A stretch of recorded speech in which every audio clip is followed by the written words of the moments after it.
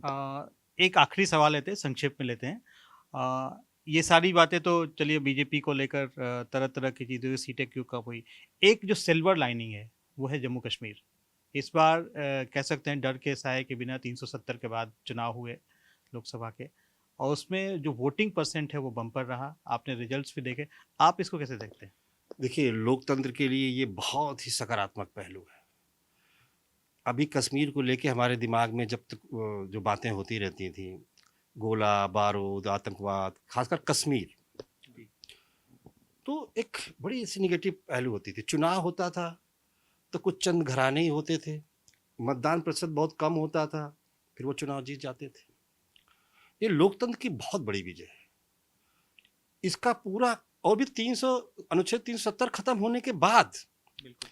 और जम्मू कश्मीर और लद्दाख का बंटवारा होने के बाद, ठीक है ना, ये जो लोकसभा के चुनाव हैं, हालांकि ये जो स्थानीय निकाय चुनाव थे उसमें भी लोगों की भागीदारी दिखी कि लोगों को लगा कि यार ये चुनाव में हम भी भागीदारी करके हम भी मेन स्ट्रीम में आ सकते हैं।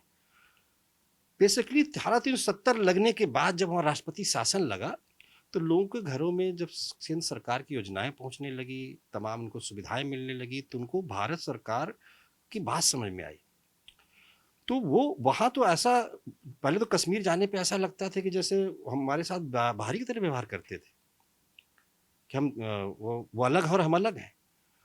और शानदार वोट परसेंटेज, जिस तरह लोग सोशल मीडिया पर शेयर कर रहे हैं, मैं अभी लाल चौक की श्रीनगर की फोटोज देख रहा हूँ 2 दिन देखा से। मैंने। बहुत अच्छा लग रहा है कि वाह, वाकई वो वही कश्मीर है जो जहाँ बायकाट हो जाता था, लोग डर के मारे में वोट नहीं करने आते थे, संगीनों के साय में लोगों को लाया जाता था कि चलो वोट करो, मतदान करो, जो पड़ गया उसी में दो, दो परिवार जीत जाते हैं। इस लोकतंत्र में लोगों ने अपनी ये जाना ही नहीं, अपने वोट की ताकत को जाना। इतने सालों तक वहां शासन करने वाला परिवार फारूक अब्दुल्ला का, उनके जी। बेटे अमर अब्दुल्ला वहां एक निर्दल प्रत्याशी से चुनाव हार जाते जी, हैं। बिल्कुल। ये तो महबूबा कहा। मुफ्ती उससे हार जाती हैं। तो जो दोनों के दोनों जो परिवार कश्मीर पे लोग समझ गए, तो ये मुझे लगता है लोकतंत्र के लिए इतनी बड़ी अच्छी बात है। वो तब है, और ये भी एक अच्छी बात है कि जो पहले अलगाववादी विचारधारा रखते थे, जो भारत के खिलाफ बातें करते थे, वो लोग भी वोट की ताकत, लोकतंत्र की ताकत और लोकसभा की ताकत समझ रहे हैं कि हम इससे कोई बदलाव ला सकते हैं।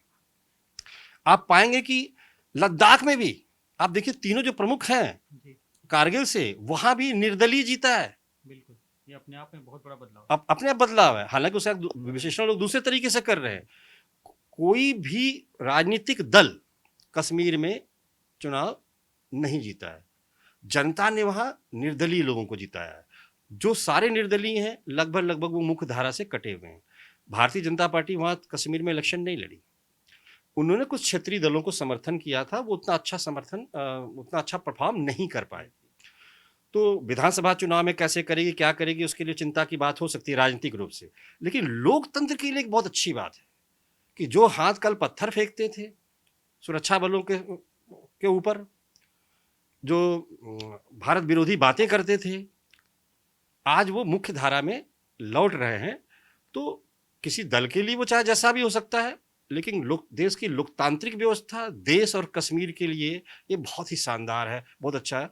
उसका पूरा क्रेडिट जाता है वहाँ के लेफ्टिनेंट गवर्नर मनोज सिन्हा को, देश के प्रधानमंत्री नरेंद्र मोदी को, गृह मंत्री को, जैसे उन्होंने पहले उसको केंद्र शासित प्रदेश बनाया, उसके बाद उसमें वहाँ लोगों के में विश्वास जगाया। पहले सेना के प्रति भी लोगों का विश्वास नहीं होता था। मैं श्रीनगर गया था तो पीछे वहाँ श्रीनगर में स्थिति हुई कि मनोज सिन्हा वहाँ डाउनटाउन इलाके में जहाँ जाने से लोग डरते हैं, जी, वहाँ फुटबॉल मैच हो रहे हैं। जी। और मैं पहले जाता था, लोग कहते हैं लाल चौक मत जाना शाम को। मैं जहाँ होटल में रुका था, मैं गया लाल चौक, देखा तो देखा यार बहुत तिरंगा लहरा रहा है, लाइटिंग हुई हुई है।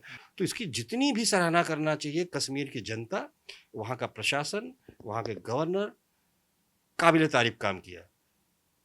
मनोज सिन्हा जम्मू कश्मीर के नहीं है, उत्तर प्रदेश से आते हैं। जी। उनके इलाके में भारतीय जनता पार्टी चुनाव हार गई है, हुँ। लेकिन वो कश्मीर में जाकर जिस तरह किया है, वाकई उसके लिए वो याद रखे जाएंगे, जाने जाएंगे कि मनोज सिन्हा जब उपराज्यपाल थे जम्मू कश्मीर के, तो जम्मू कश्मीर की सूरत सीरत किस तरह बदल गई, चाहे विकास का मामला हो, चाहे लोकतंत्र में लोगों की भागीदारी का मामला हो, चाहे राजनीतिक बहाली का मुद्दा हो, सबको साथ लेके सब लोग कह रहा था, किसी ने चुनाव का बायकॉट नहीं किया, जी। जो सब लोग विरोध कर रहे थे। तो कश्मीर मुख्य धारा में लौट रहा है, ये बहुत अच्छी बात है। तो आज हम इसी अच्छी बात के साथ में आज इस टॉपिक का एंड करते हैं। हम लगातार आपके साथ जुड़ेंगे, इसी तरह तरह की जो डेवलपमेंट वाली चीज़ें हैं, जैसे खासकर अब प्रधानमंत्री शपथ लेंगे, सरकार कैबिनेट की बैठकें होंगी, नए मंत्री बनेंगे, बहुत तरह के इक्वेशंस ऊपर नीचे होंगे, क्योंकि इस बार की सरकार गठबंधन की सरकार। फिलहाल कमलेश जी, आपको बहुत बहुत शुक्रिया, बहुत बहुत धन्यवाद। फिलहाल के लिए इतना ही, नमस्कार।